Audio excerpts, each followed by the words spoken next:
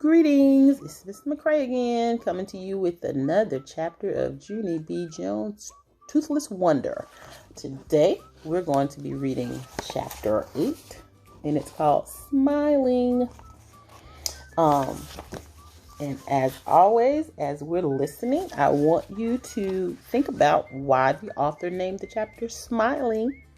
And also, I want you to listen for things that either make you laugh or things that make you think.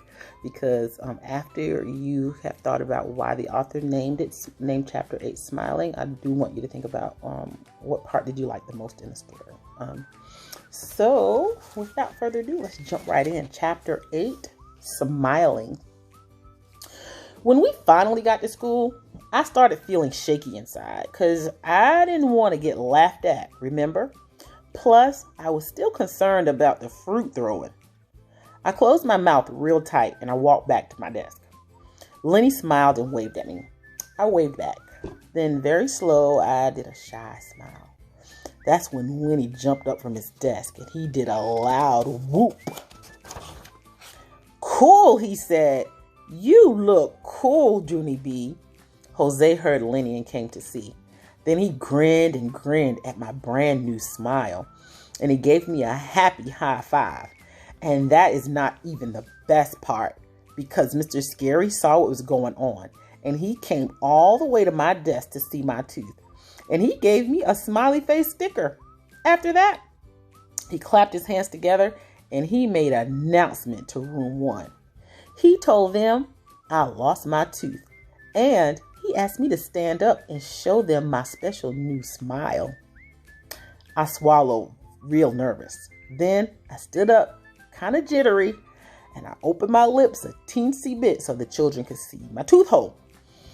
And what do you know? Room 1 was happy for me. All of them smiled real nice, except not May, of course. May just rolled her eyeballs. You see here.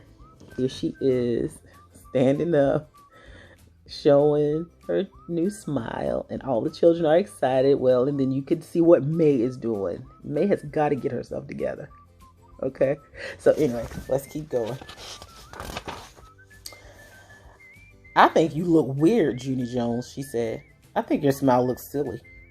I sat down. "No, May, this is a silly smile," I said. Then I put my fingers in the sides of my mouth and I stretched my smile across my face and I wiggled my tongue at her very fast. That wasn't nice, Junie. Lenny and Jose laughed and laughed. And guess what? At lunchtime, I made my smile even funnier because Lenny gave me a raisin and I put it right in my tooth hole and it stuck there, very hilarious. Shirley laughed her head off at that joke. I am beginning to enjoy that girl. "So, how much did the tooth fairy leave you?" she asked. "Did you get a bundle?" "Yeah," said Lenny. "I was wondering that too." I started feeling squirmy inside. I looked at her kind of worried. He tried to explain the matter to them. "Well, Junie B didn't exactly leave her tooth for the fairy yet," he said. All of the children looked at me. "Why?" they said. "Why didn't you leave it, Junie B?" I squirmed some more. Then finally, I took a deep breath. "I got issues with that fairy, that's why," I said kind of quiet. "Issues?" asked Lenny. "Like, what kind of issues?" I swallowed real hard. "Issues like, well, like, what did she do with the teeth, for instance?" I said. For a minute, nobody said anything. Then May made the cuckoo sign at me. "What does the fairy do with the teeth?" she said. "What kind of dumb issue is that?" I flashed my angry eyes at that girl. And here they are, giving those nonverbal mean faces to each other. They got to get it together.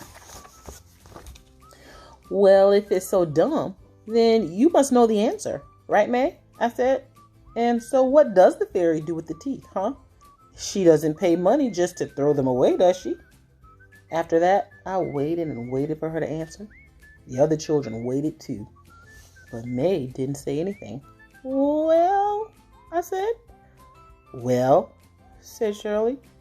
Well, said Jose.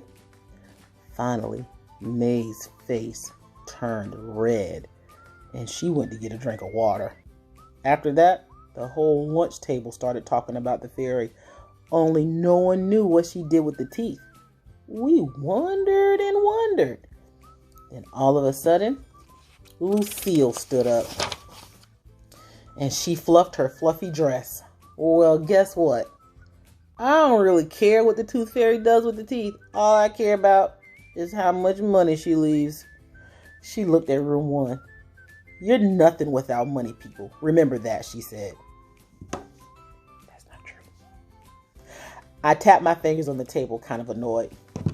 Yeah, only that doesn't even answer the question, Lucille, because I still don't know what she does with the teeth.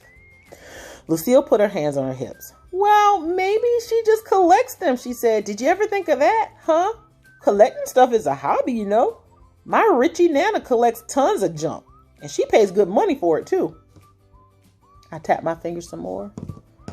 Then I put my chin in my hands, and I thought about Lucille's Nana. Finally, I started to smile a little bit, because maybe Lucille's idea might make some sense, possibly. Pretty soon, Herb smiled a little bit, too. A tooth collection, huh? He said. Maybe that's the answer, Junie B. Yeah, that just might be it. The fairy might collect teeth as a hobby or something. Sure, said Lenny. There's nothing wrong with collecting stuff. Like, I collect baseball cards, but I don't really do anything with them. See, and I collect Matchbox cards, said Jose. What's wrong with that? Just then, Sheldon sprang up from the table. Yes, and I collect vacuum cleaner bags. And the doctor says that's perfectly normal. After that, Sheldon laughed, and he pretended to vacuum his pants. All of us moved away from him. Then the bell rang, and everyone went outside for recess. That afternoon, I wrote in my journal. Dear first grade journal, me and Herb talked some more on the playground.